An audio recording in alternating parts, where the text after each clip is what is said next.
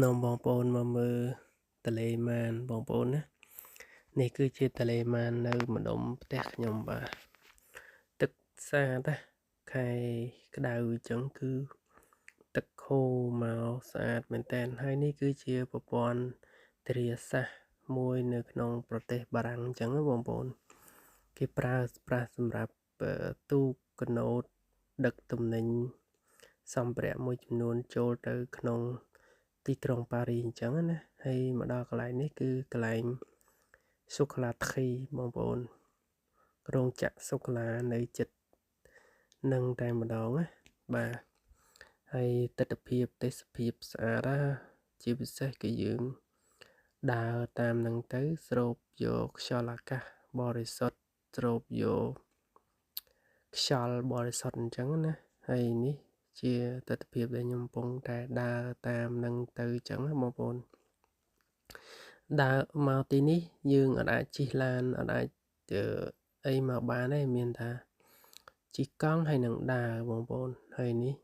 ខ្ញុំដើរឆ្លងកាត់ស្ពានទៅមួយមកខាងទៀតអញ្ចឹងណាហើយស្អាតណានិយាយទៅ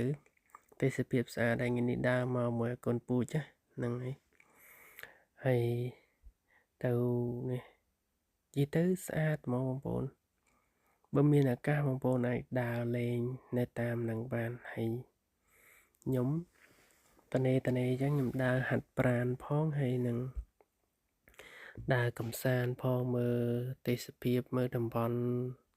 បែបធម្មជាតិអញ្ចឹងណាហើយដោយដែលបងប្អូនបានឃើញអញ្ចឹងបាទជាទេសភាពទន្លេម៉ានណាហើយបងប្អូនណាខ្លះដែលមានផ្ទះឬក៏ការរស់នៅជាប់ទន្លេម៉ានជួយ comment ខាងក្រោមផងបាទ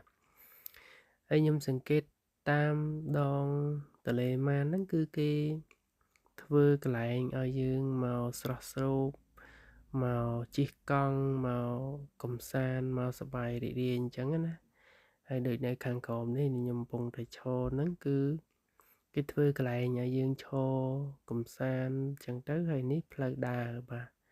យើងដើរពីកន្លែងមួយទៅកន្លែងមួយអញ្ចឹងនិយាយទៅស្អាតហើយទឹកទន្លេម៉ាននេះវាម្យ៉ាងដែរ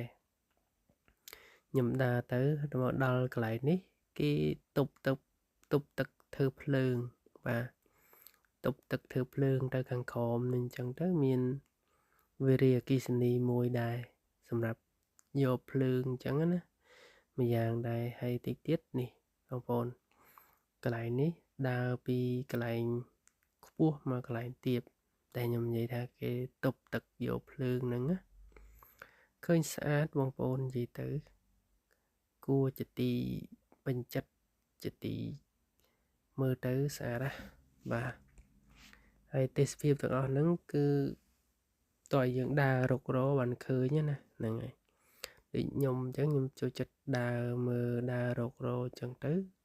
មានអីស្អាតតើបងប្អូនខ្ញុំចូលចិត្តមើលដែរចោលថតចែកម្លែកបងប្អូនឲ្យបានឃើញទាំងអស់គ្នាអញ្ចឹងណាថា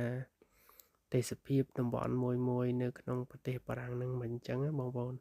សង្ឃឹមថាបងប្អូនជួយ comment ជួយចែកម្លែកវីដេអូនេះឲ្យបានឃើញទាំងអស់គ្នាផងបាទជម្រាបលាបាយជួបគ្នានៅពេលក្រោយទៀតបាយបងប្អូន